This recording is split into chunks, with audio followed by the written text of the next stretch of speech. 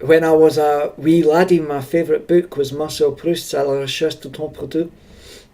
No, it wasn't really. It was a ladybird book called The Deeds of the Nameless Knight. Now the plot was fairly simple. The protagonist, the eponymous knight with no name, has to rescue a damsel from a tower.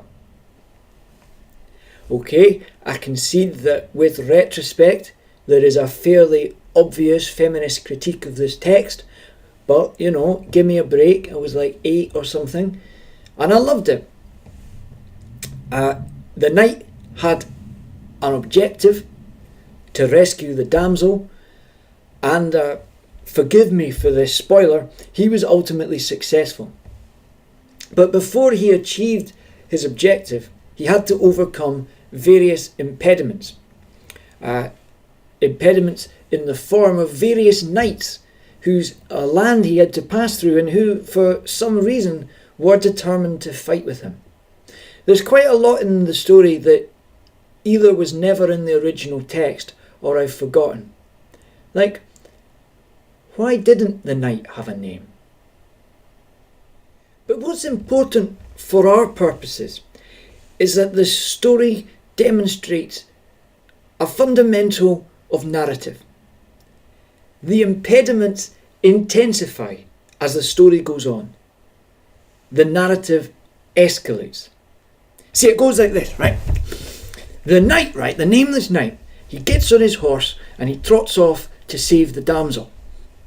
And after a wee while, he enters the lands of the Green Knight, and the Green Knight challenges him for whatever reason. But the Green Knight, it turns out, is actually a wee bit pants, and it doesn't take very long, and the nameless knight beats him and gets back on his horse, and he goes trotting off again. And after a wee while longer, he enters the territory of the Blue Knight, and the Blue Knight is a pretty competent knight, you know. There's no messing around with him. And in fact, the nameless knight really does need all his reserves of skill to beat him, but he does. And he gets back on his horse and he goes off and he's trotting on again. And he goes a wee while further and he enters the territory of the Red Knight. And the Red Knight is a badass.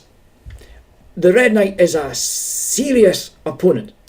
And the nameless knight fights with him and they battle for a long time. And eventually, once he's very tired, the nameless knight defeats him.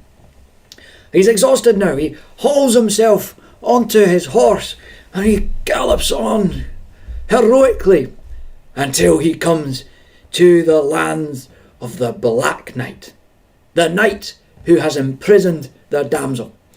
And of course, the Black Knight is the most fearsome knight in all the land. And they do battle. And it goes on.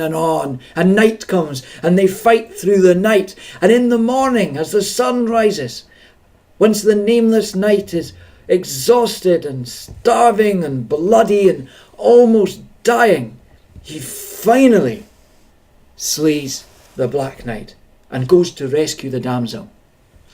At which point the damsel explains that the whole thing's been a misunderstanding. She's actually in love with the Black Knight, and the whole imprisonment thing is just consensual S&M. That doesn't really happen.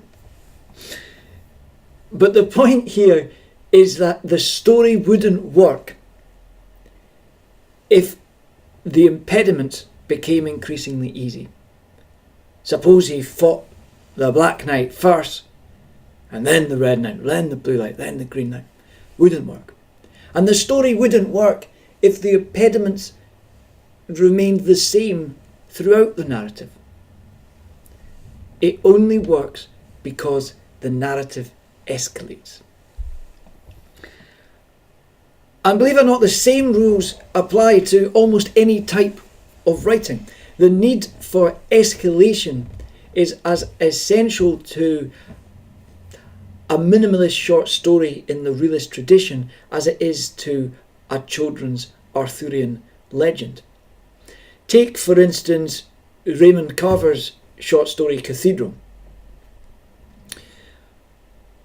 The characters feels awkward about his wife's blind friend coming to visit. And he feels even more awkward once the blind friend actually arrives. And the level of awkwardness intensifies even further when the wife goes away and leaves him alone with the blind man. And when the blind man asks him to hold his hand and help him to draw a cathedral, well, that's a climactic moment that pushes him into an epiphany. Thanks for watching, and good luck with your writing.